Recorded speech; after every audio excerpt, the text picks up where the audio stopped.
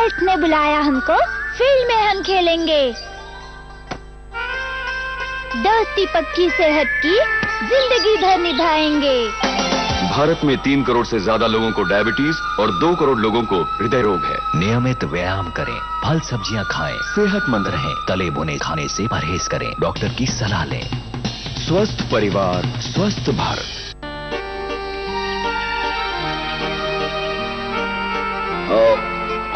भारत में 3 करोड़ से ज्यादा लोगों को डायबिटीज और 2 करोड़ लोगों को हृदय रोग है। मैं उनमें से एक नहीं होना चाहता। मैंने चुनी है सेहत अपने परिवार के लिए। नियमित व्यायाम करें, फल सब्जियां खाएं, सेहतमंद रहें, तले भुने खाने से परहेज करें, डॉक्टर की सलाह लें। स्वस्थ परिवार, स्वस्थ भारत।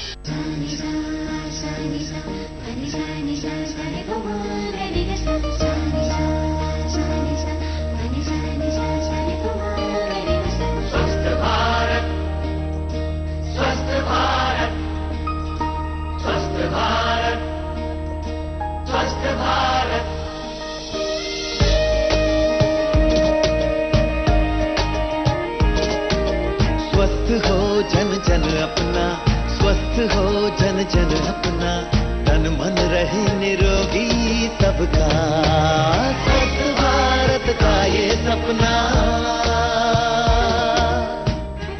नमस्कार, स्वस्थ भारत में आपका स्वागत है। इसमें कोई दो राय नहीं कि हमारा देश एक बहुत ही समृद्ध, बहुत ही धनी देश है। और ये सिर्फ कला और संस्कृति तक ही नहीं, अब देखिए चिकित्सा में भी एक ही बीमारी के लिए कितनी तरह के इलाज आपके लिए संभव है। इतनी तरह की चिकित्सा पद्धतियां आज हमारे लिए अवेलेबल है, हमारे लिए संभव है यहाँ पर ले पाना। ऐसे में अगर हम त्वचा संबंधी रोगों की बात करें तो उसमें होम्योपैथी और आयुर्वेद में किस तरह के इलाज दिए गए हैं, किस तरह के समाधान दिए हैं, इसी पर चर्चा करने के लिए दो खास मेहमान हमारे साथ हैं। आइए स्वागत करते हैं हमारे गेस्ट का। हमारे साथ डॉक्टर एच.सी. बंसल हैं, जो होम्योपैथी स्पेशलिस्ट है सीजीएचएस में। डॉक्टर बंसल, बहुत बहुत स्वागत है आपका। और साथ ही डॉक्टर वी.के. यादव हमारे साथ हैं, जो एमओ इंचार्ज है सीजीएचएस में। डॉक्टर यादव, आपका भी बहुत स्वागत है। पहले मैं आप ही से जानना चाहूंगी कि जब हम त्वचा संबंधी समस्याओं की बात करते हैं तो आयुर्वेद में इसके कारण किस तरह से आइडेंटिफाई किए गए हैं? देखिए, जब हम त्वचा संबंधित रोगों को देखते हैं तो सबसे पहले 3 बेसिक रूप में हम देखते हैं। सबसे पहला उनका आहार विहार, ठीक है, क्योंकि आहार विहार उनका बेसिक कारण बनता है स्किन डिसीजेस का। सेकंड, उनकी लाइफस्टाइल, जीवन शैली। तीसरा है वंशानुगत, मीन्स क्या पीढ़ी दर पीढ़ी कोई स्किन की रोग उनको आ रहा है। और एक जो आयुर्वेद का एक वैशिष्ट है, अपनी विशिष्टता, उसमें एक है अधार्मिक कारण, यानी जिसमें कि आप अपने वृद्धजन, गुरुजन या किसी सम्मानीय जनक व्यक्ति को कोई अपमान शब्द कहते हैं या अपमान करते हैं या स्त्री हत्या या हत्या करते हैं। इन सब कारणों से भी त्वक रोगों का वर्णन मिलता है। और डॉक्टर साहब, जब कारण की बात आती है तो होम्योपैथी में किस तरह से इसको डिवाइड किया गया है कि क्या क्या कारण त्वचा संबंधी विकारों के हो सकते हैं? मान लीजिए गर्मियां हैं जैसे आजकल, तो गर्मियों में गर्मियों के चर्म रोग ही ज़्यादा देखने में मिलते हैं। जिस तरह प्रिकली हीट हो गई, फोड़े फुंसी हो गए। इंटरट्रिको एक बीमारी होती है जो कि ज़्यादा पसीना वगैरह कुछ अंग जैसे होते हैं कि थाइज और पेट के नीचे के अंग जो जुड़ रहे होते हैं आपस में, वहाँ ज़्यादा पसीना आने से इंटरट्रिको एक बैक्टीरियल इन्फेक्शन होता है, वो गर्मियों में ज़्यादा देखने में आता है जी। और इस तरह की सीजनल बीमारियां हो जाती हैं। और फिर वंशानुगत बीमारियां रहती हैं कुछ, वो भी कुछ स्किन डिसीज में देखी जा सकती हैं। तो इस तरह के कारण अलग अलग देखने में देखे जाते हैं। और हम डायग्नोसिस की बात करें डॉक्टर यादव, तो जैसे अब स्किन अपने आप में इतनी कॉम्प्लिकेटेड बात है कि अगर किसी को इचिंग हो रही है किसी खास जगह पे लगातार हो रही है तो उसका कारण खान पान से संबंधित भी हो सकता है, कोई लोकल कारण भी हो सकता है कि कुछ ऐसी चीज आपने छू दी है, तो कैसे आप उसको डायग्नोज कैसे करते हैं? देखिए, जब भी रोगी हमारे पास आता है तो सबसे पहले वो कुछ लक्षणों को प्रेजेंट करता है। जैसे वो बताएगा कि मुझे कंडू है या खुजली हो रही है, ठीक है, जलन हो रही है, जो कॉमन प्रॉब्लम होती है स्किन में, जलन हो रही है, खुजली हो रही है, साथ में दर्द भी उसको फील हो सकता है। तो इन लक्षणों के आधार पे हम निर्णय लेते हैं कि इसको किस तरह की बीमारियां हैं। जैसे कि हमारे आयुर्वेद में लगभग 18 प्रकार के कुष्ठों का वर्णन करते हैं। कुष्ठ प्रकरण जो है बड़ा व्यापक है, इसमें एक लेप्रेसी से संबंधित नहीं है, बल्कि कुष्णति वपु इति कुष्ठः, यानी जो भी चीज स्किन को खराब करे उसे कुष्ठ के अंतर्गत हमने लिया है। अच्छा। तो इसमें चूंकि हम लोग चिकित्सक हैं, इसलिए सामान्य के बजाय कुछ विशिष्ट व्याधियां हैं स्किन की, उन पे हमें फोकस करना होता है। तो इसमें 7 महाकुष्ठ बताए और करीब 11 क्षुद्र कुष्ठ, यानी ये आसानी से ठीक हो जाती हैं जो जनरली बीमारी हमारे यहाँ होती हैं। तो लाइफस्टाइल में जो आप खानपान में होते हैं, ये बेसिक कारण बनता है। आपके शरीर में आप किसी खास प्रकार का आहार ले रहे हैं जो रक्त दुष्टि करता है, इसमें रस धातु, रक्त धातु, मांस और लसिका, ये 3 बेसिक धातु हैं जो दुष्ट होती है। तो हमें देखना होता है किस प्रकार कौन सी धातु दुष्ट है, उसके बाद उससे कौन से संबंधित लक्षण हैं, इसके बाद वात पित्त कफ दोषों में किस दोष की बाहुल्यता है, वो दोष को हम सबसे पहले ट्रीट करते हैं। और इसके साथ साथ उसको हम 2 तरीके स्तर पे हम उसको ट्रीटमेंट दे सकते हैं। एक तो प्रिवेंटिव एस्पेक्ट में निदान परिवर्जन, यानी कोई रोग हुआ है वो किस कारण से हुआ है उसी को रोक दिया जाए, पेशेंट को समझाया जाए कि आपने खाने में क्या गलती की। मोस्टली अगर कॉमनली आप देखें तो स्किन डिजीज या त्वचा रोग खट्टे पदार्थों से बढ़ते हैं। अच्छा। अम्ल पदार्थों जैसे खटाई हुआ, अचार हुआ, इमली हुई, इस तरीके की चीजें होती है। पर कुछ खास बात जो चिकित्सक के देखने के लिए होती है वो होती, कई बार रोगी कोई लक्षण विशेष न लेके कुछ लक्षण ऐसे होते हैं जो अस्पष्ट होते हैं, जैसे कुछ लोगों में पसीना नहीं आता है, ठीक है, या पसीने का अधिकता होती है, या पसीने में बदबू ज्यादा आती है। तो ऐसी कंडीशंस में, या त्वचा का कोई भाग बहुत खुरदरा हो गया अचानक, या बहुत चिकनापन आ गया, तो ये पूर्व रूप है, यानी कोई स्किन डिजीज आने वाली है और उससे पहले हमको आकलन करना है कि किस प्रकार की इसकी स्किन डिजीज है। और यानी कि चिकित्सा से आयुर्वेद में ये भी किया जा सकता है कि पसीना कम आ रहा है या ज्यादा आ रहा है या उसमें दुर्गंध है, तो इसका भी हाँ उपचार बिल्कुल है? पूर्ण रूप से उपचार है। देखिए ये सब कारण जो है कि पसीना अगर ज्यादा आता है, अति स्वेद हो रहा है, मींस इसका मतलब इंटरनल बॉडी का सिस्टम आपका डिस्टर्ब हुआ है। अच्छा। नॉर्मल कंडीशन में सामान्य रूप से जो सभी को पसीना आता है, या आजकल का जो वातावरण है, लोग ज्यादातर एसीज में रहते हैं जहां शरीर में पसीने का आता ही नहीं है, तो अंदर शरीर की जो हीट है वो लगातार जनरेट होती है, बॉडी की कूलिंग नहीं होती है, और जो टॉक्सिन्स या विषाक्त द्रव्य चमड़ी के द्वारा निकलते हैं वो निकल ही नहीं पाते हैं, तो उनका लगातार धीरे धीरे काफी लंबे अरसे तक स्टोरेज होता है। जब वो बहुत ज्यादा इकट्ठा हो जाते हैं तो स्किन पे उनका विकृत स्वरूप आता है, जो खुजली के रूप में हो सकता है, जलन के रूप में हो सकता है, दाह हो सकती है, या दर्द के रूप में हो सकता है, स्किन फट सकती है। खास तौर पे एक आपको अगर बीमारी बताऊं, आजकल बहुत कॉमन है सोरियासिस, आप देखें जिसमें कि काफी चमड़ी उधड़ती है, कॉमनली लोग बीमार होते हैं। इनमें आप देखिए तो पसीना किसी को कम आता है, किसी को ज्यादा आता है। अच्छा। तो ऐसी क्रोनिक डिजीजेस जो लंबे समय के बाद होती हैं, उनको आयुर्वेद के द्वारा बहुत बेहतर तरीके से एड्रेस किया जाता है, बिना स्किन को ज्यादा डिस्टर्ब किए आप आयुर्वेद के द्वारा नॉर्मल चिकित्सा करा सकते हैं। और जहां आपने क्रॉनिक डिजीजेस की बात कही, तो वहां doctor Bansal chronic diseases generally जो आपके देखने में आती हैं वो कौन सी हैं, और आप उनको क्रॉनिक कब कहते हैं, कि कितना लंबा वो परसिस्ट करें तो वो क्रॉनिक डिजीज कहलाती है? सोराइसिस, एक्जिमा, डर्मेटाइटिस, एक होती है कॉन्टैक्ट डर्मेटाइटिस, जो कि किसी केमिकल्स, जो लोग केमिकल्स का काम करते हैं, पेंटर्स वगैरह हो गए, तो पेंट के कांटेक्ट से उनको कॉन्टैक्ट डर्मेटाइटिस हो जाती है। तो जब तक वो काम करते रहेंगे वो परसिस्ट करती रहेगी डर्मेटाइटिस। पर इसका मतलब ये नहीं कि वो छोड़ देंगे वो काम करना तो वो ठीक हो जाएगी, उसमें हमारी होम्योपैथिक दवाई तो देनी ही पड़ेगी, नहीं तो वो ठीक नहीं हो सकती। एक्जिमा है वो क्रोनिक चलता ही चलता है, एक्जिमा अनुवांशिक भी होगा, सोरियासिस है वो भी देखा जाता है अनुवांशिक रहता है उसमें। तो ये जो बीमारियां हैं ये लंबी चलनी है। अब कुछ लोग सोचते हैं कि ये होम्योपैथिक में ज़्यादा लंबा टाइम लगता है, लेकिन वो बीमारी ही लंबी है, तो उसमें अगर पूरी जिंदगी एक बार हो गया एक्जिमा तो पूरी जिंदगी चलेगा, सोरियासिस हो गया तो पूरी जिंदगी लाइलाज है। अनटिल अनलेस आप होम्योपैथिक ट्रीटमेंट नहीं लेंगे वो ठीक नहीं हो सकती। डॉक्टर यादव, खान पान को आप कितना जिम्मेदार मानते हैं? जैसे कुछ चीजें तो आपने बताई कि खटाई तो आपकी त्वचा के लिए बहुत ही ज्यादा बुरी है, लेकिन इसके अलावा कौन कौन सी ऐसी टेंडेंसीज हैं, कौन सी आते हैं जिनसे अपनी त्वचा को अगर आप स्वस्थ रखना चाहते हैं तो उनसे दूर रहें?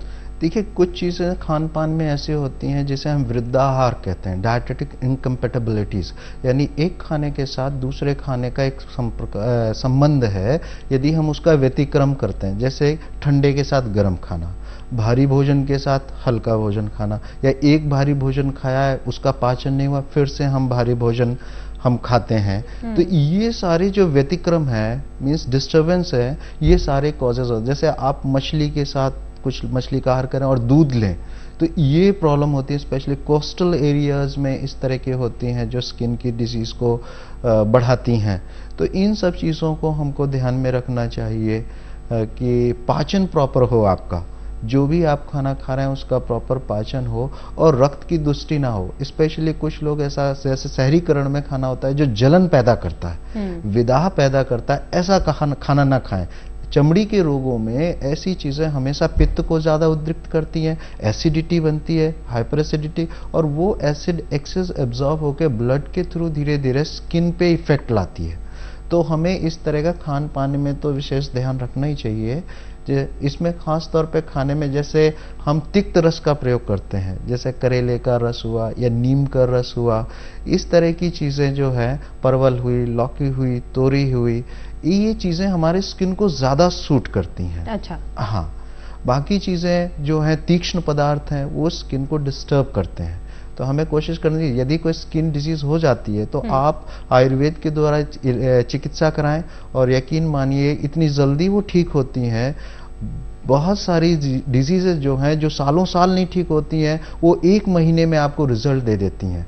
पर रिलैप्स होने का कारण है कि आप फिर से अपथ्य करते हैं, फिर से गलती करते हैं, फिर से दोष इकट्ठा होते हैं और फिर से प्रकोपित होता है। तो यदि आप प्रॉपर आयुर्वेद की चिकित्सा कराएं, शोधन कराएं, डिटॉक्सिफाई कराएं, पंचकर्म कराएं, तो बॉडी आपकी बिल्कुल ठीक हो और दोबारा आप गलती ना करें। जिन कारणों से आपको स्किन की प्रॉब्लम हुई वो ना कराएं। इवन कि सोरियासिस जैसी डिजीज पे भी हम 1 महीने के भीतर रिजल्ट दे देते हैं। 6 महीने में आपकी बॉडी की पूरी स्किन साफ हो सकती है, और ये प्रक्रिया इलाज अगर आप 3-4 साल कराते हैं तो बिल्कुल आपकी स्किन अच्छी हो जाएगी। सेकंड, सोरियासिस में एक और खास बात बताऊं, स्ट्रेस कई बार ये ट्रिगर फैक्टर होता है।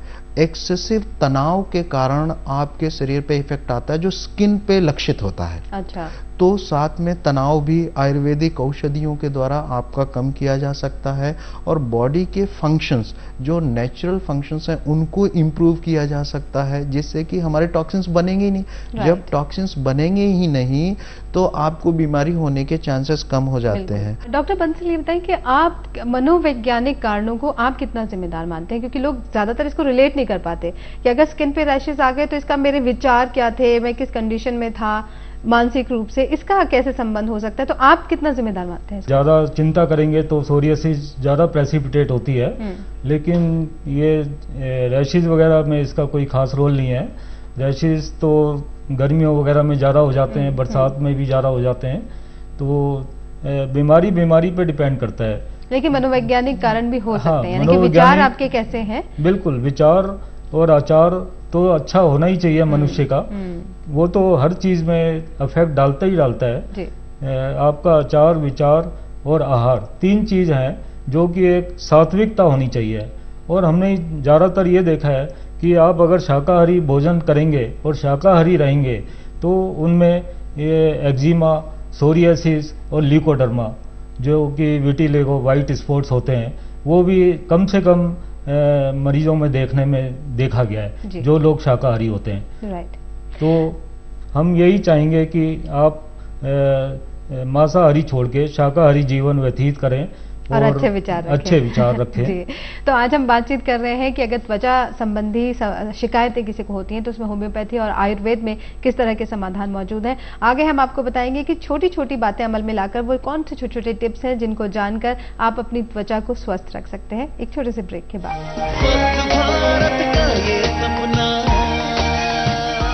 ये मेरी फैमिली, प्यारी सी बीवी और 2 छोटे बच्चे, वो जब भी जो मांगते हैं हमेशा उनके लिए लेकर आता हूँ। इस बार सेहत लेके जाओ। भारत में 3 करोड़ से ज्यादा लोगों को डायबिटीज और 2 करोड़ लोगों को हृदय रोग है।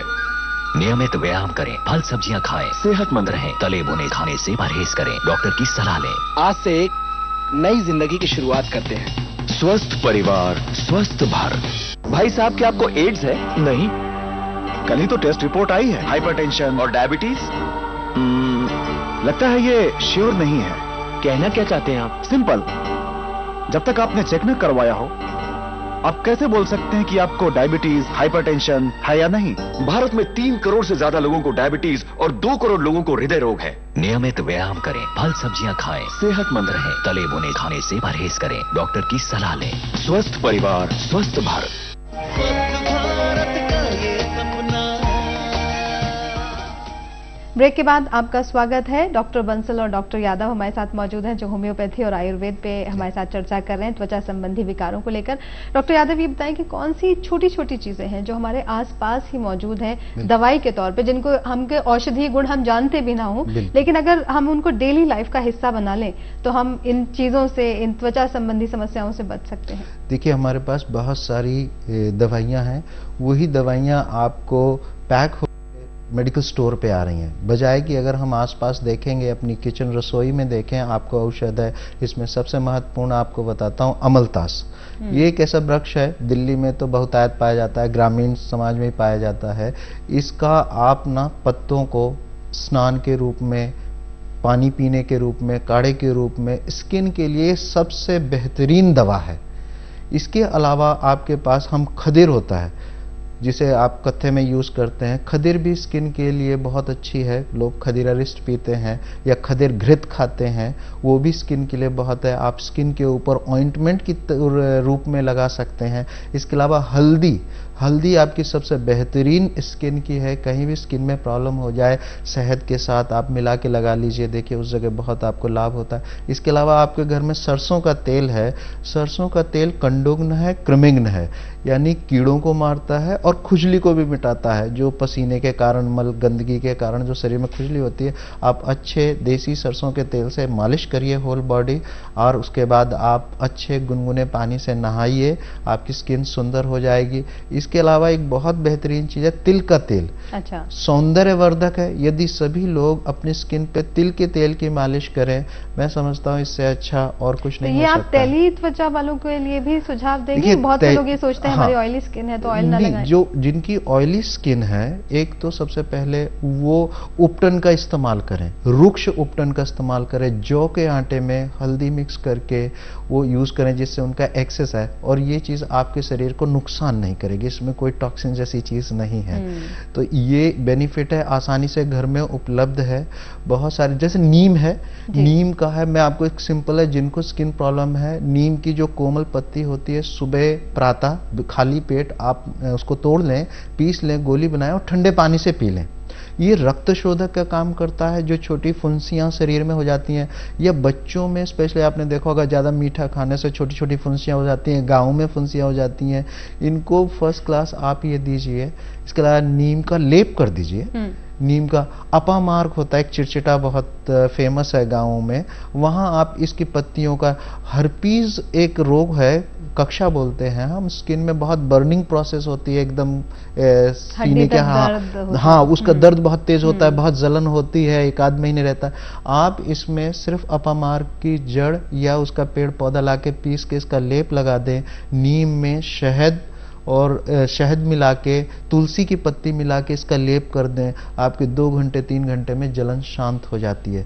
कितने अच्छे और सरल उपाय आपने हमें बताए हैं डॉक्टर साहब। और डॉक्टर बंसल, एक हम बात करें बच्चों की, अगर बच्चों को स्किन पे कोई समस्या आ जाती है तो अक्सर उनके माता पिता इस बात को लेकर बड़े चिंतित रहते हैं कि अगर केमिकल्स वाली दवाइयां देंगे तो कहीं ऐसा ना हो कि रिलीफ तो मिल रहा है लेकिन उसका कोई और साइड इफेक्ट हो रहा हो।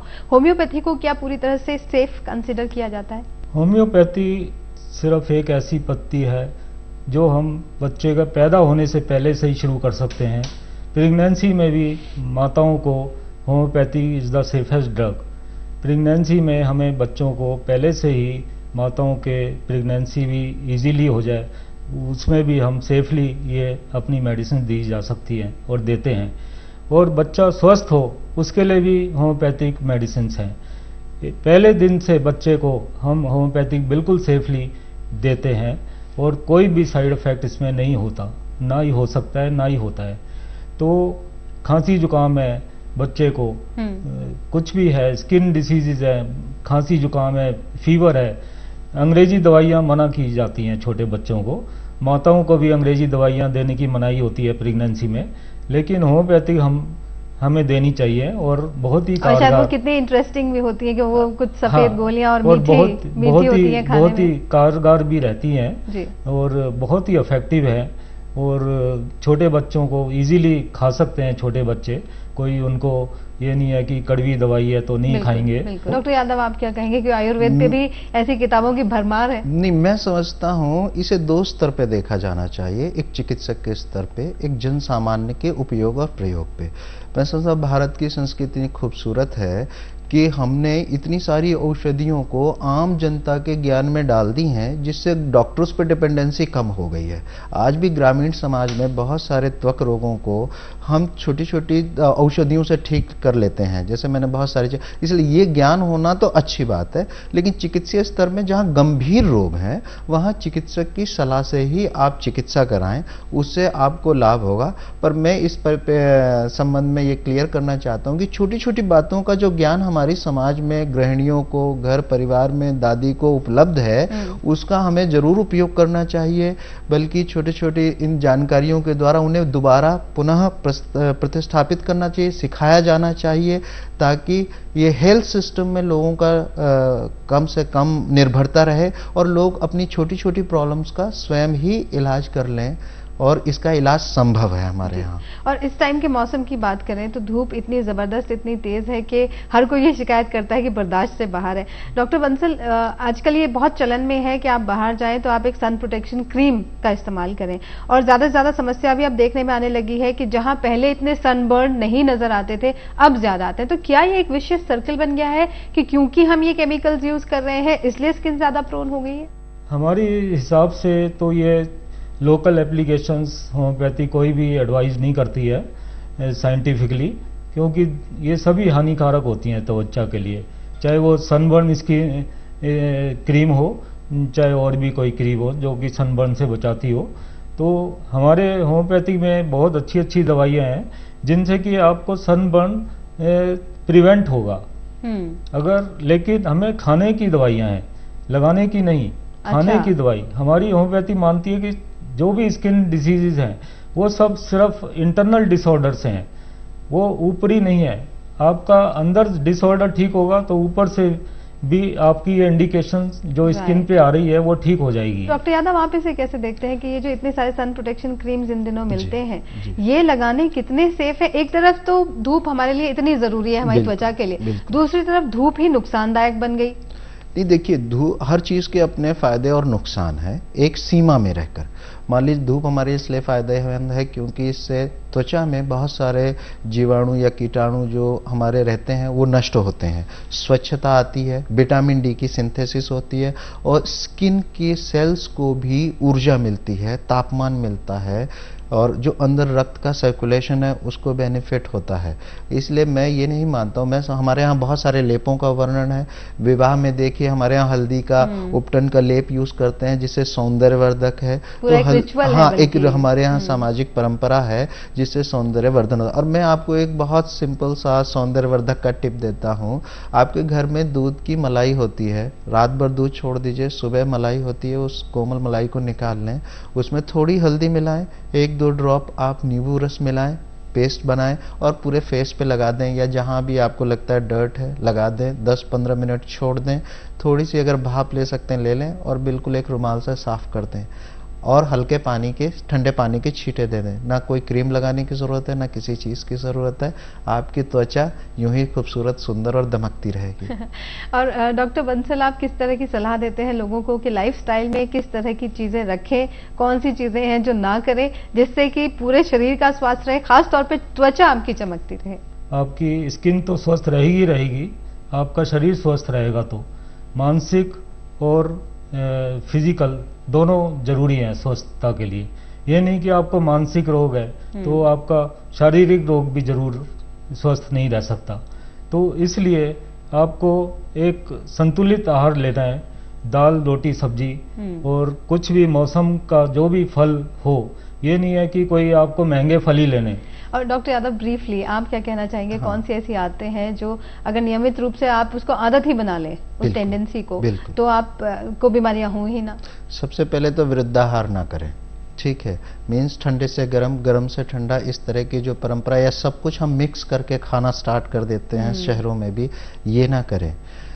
दूसरा हम ये करें कि जैसे कि खाना खाते वक्त डरते हैं या हम बिल्कुल धूप का ज़्यादा सेवन करते हैं। अब गर्मियां हैं, धूप से हमें बचाव रखना चाहिए, बिल्कुल हीट में नहीं जाना चाहिए। और ख़ास तौर पे जैसे अब गर्मियां हैं तो छोटे छोटे दाने निकल आते हैं बच्चों के पीठ में या हमारे भी, वो ज़्यादा एक्सेसिड्स है। इसका एक सिंपल फार्मूला बताता हूँ आपको। पानी में हल्का नमक डाल के आप घोल दें और रात में सोने से पहले आप पीठ में या जहाँ भी हैं लगा दें, सुबह आपके बिल्कुल साफ हो जाएंगे, कोई दिक्कत की बात नहीं है। इसके अलावा खाना खाने के नियमों का ज़रूर फॉलो करें। और स्किन डिजीज होना एक अलग बात है। नॉर्मल में आहार या कोई भी प्रकृति की चीज़ों का सेवन करने में आयुर्वेद नहीं मना करता, लेकिन जहाँ स्किन डिजीज है, खट्टे फल बिल्कुल नहीं खाना है, दही का निषेध है उसमें, ठंडा पानी या बिल्कुल ठंडी चीज़ें, या ऐसा गर्मी से आए और आपने ठंडा पानी पी लिया, या बहुत भूख लगी और पेट भर के खा लिया, अभी खाना खाया फिर ज़्यादा खाना खा लिया, तो इन सब चीज़ों का आपको परहेज करना चाहिए। खाना खाने के बाद आप काम करते हैं, पेट भर खाना खाया इसके बाद आप कोई ऐसा काम करते हैं जिससे आपको शारीरिक तकलीफ होती है, इन सब में स्किन की तकलीफें पड़ती है। आजकल जो है गर्मी का मौसम है, आम है, खट्टे आम की चटनी ना खाएं, ठीक है। करौंदे की चटनी लोगों को बहुत अच्छी होती है, छाछ लस्सी बहुत है। जिनको स्किन डिजीज है वो किसी भी कारण से खट्टी चीज़ें या अम्ल पदार्थों का सेवन ना करें, ज़्यादा मीठे का भी ना सेवन करें, क्योंकि दोनों ही चीज़ें आपकी स्किन को डिस्टर्ब करती हैं। और उचित सलाह लेके चिकित्सक के द्वारा आप अपना ट्रीटमेंट करें। बिल्कुल। डॉक्टर यादव, डॉक्टर बंसल, बहुत बहुत शुक्रिया आप दोनों का, इतनी सारी इतनी काम की जानकारी आज आपने हमारे साथ शेयर की। Thank you so much. धन्यवाद। तो देखा आपने, अगर आपको त्वचा संबंधी कोई भी समस्या है तो सबसे पहले तो कोशिश ये करें कि इस तरह की समस्या उत्पन्न ही ना हो। ऐसे में अपना खान पान सही रखें, थोड़ी सी एक्सरसाइज करें, ज्यादा गर्मी से अपना बचाव रखना बहुत जरूरी है। लेकिन अगर प्रॉब्लम आपको ज्यादा तकलीफ देती है तो अपने चिकित्सक का परामर्श जरूर लें और उनकी सलाह पे अमल करना बहुत जरूरी है। आज के लिए इतना ही, जल्द आपसे फिर मुलाकात होगी। नमस्कार।